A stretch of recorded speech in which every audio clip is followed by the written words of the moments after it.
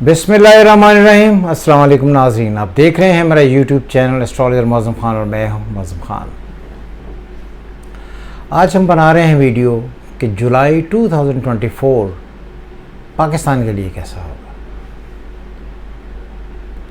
और ये बात बड़ी इंटरेस्टिंग है और ये याद रखने वाली बात है कि जो पाकिस्तान की प्लैनेटरी कंडीशन है उसमें सिर्फ 2 सियारे ऐसे हैं जो बहुत ही कमाल बैठे हुए हैं। मून इन कैंसर अपने घर में, Mars with moon in cancer, ये प्लैनेटरी कंडीशन कमाल है। अब ये देखिए पाकिस्तान का जायचा। पाकिस्तान की प्लैनेटरी कंडीशन में Sun, Mercury, Venus, Saturn in Leo, Jupiter and Ketu in Scorpio,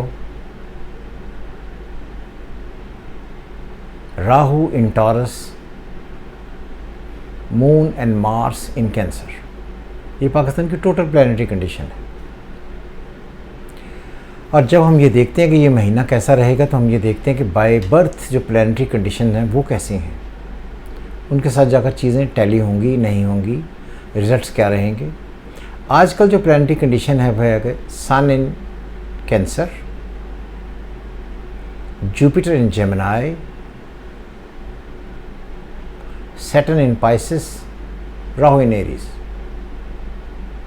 और ये बात याद रहे कि जो कंसीरियन है ये सन से 12वां घर है और ये याद रहे कि मून वहीं पर ही है। तो हम बार बार ये कहते हैं कि पाकिस्तान एक ऐसा मुल्क है जिसमें डबल असेंडेंट यानी कि सन मून दोनों ही अपने ही घरों में है बाय बर्थ। और ये कम देखने में आता है कि दोनों ही प्लैनेटरी कंडीशन असेंडेंट्स अपने अपने घरों में हो। प्रॉब्लम सिर्फ ये है कि दोनों एक दूसरे से 12वें में है, ये भी एक प्रॉब्लम है। और एक एस्ट्रोलॉजी का कुलिया है कि जब भी सन मून एक दूसरे से 6, 8, 12वें दूसरे घर में हो तो ये हाफ लाइफ को बताते हैं। ऐसे मुराद ये है कि स्ट्रगल बड़ी चलती है। और अगर देखें तो इस वक्त तक पाकिस्तान जिस फेज़ में से गुजरा है स्ट्रगल चल रही है। तो मेरी नज़र में ये जो जुलाई है जहाँ पर सन इस वक्त मौजूद है with Mars with Moon by natal sign और उसको स्क्वायर है 9th हाउस से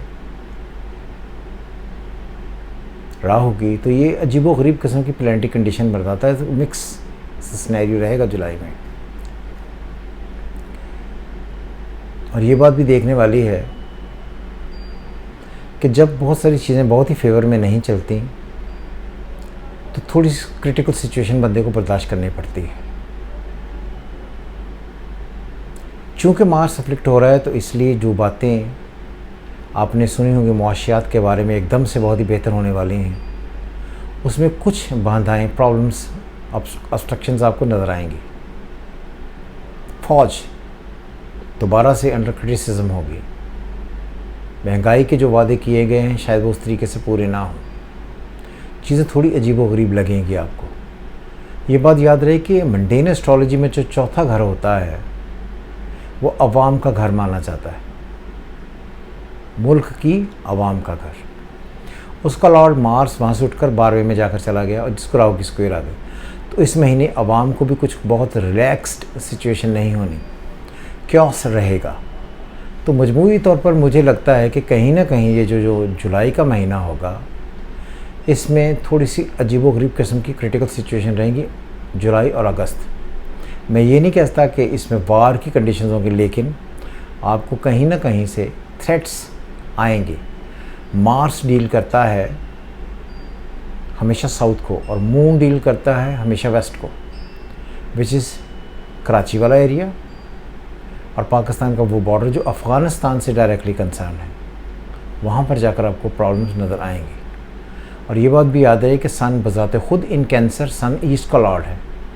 तो ये जो महीना होगा हमारे लिए इन 2-3 सेक्टर्स पर काफ़ी सारी प्रॉब्लम करेगा। इंडिया, चाइना और इंडिया, अफ़गानिस्तान और ये जो ग्वादर वाला सेक्टर है इसमें काफ़ी सारी प्रॉब्लम्स नज़र आएंगे। तो इसलिए मुझे लगता है कि जो जुलाई का महीना होगा और अगस्त का महीना होगा, ये कुछ ऐसे महीने नहीं हैं जहाँ पर जाकर हमें ये लगे कि हमने कोई बहुत ही बड़ी अचीवमेंट्स हासिल कर लिए हैं। क्रिटिकल सिचुएशंस होंगी।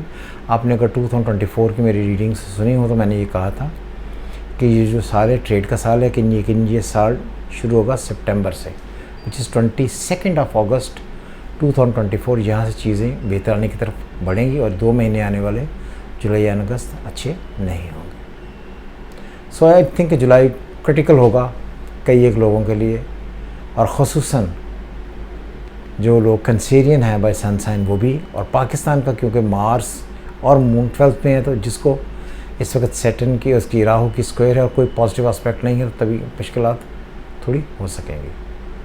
सो इसलिए जुलाई का देखिएगा कि जुलाई में क्या बनता है। खुश रहें। खुदा हाफ़िज़। पाकिस्तान जिंदाबाद।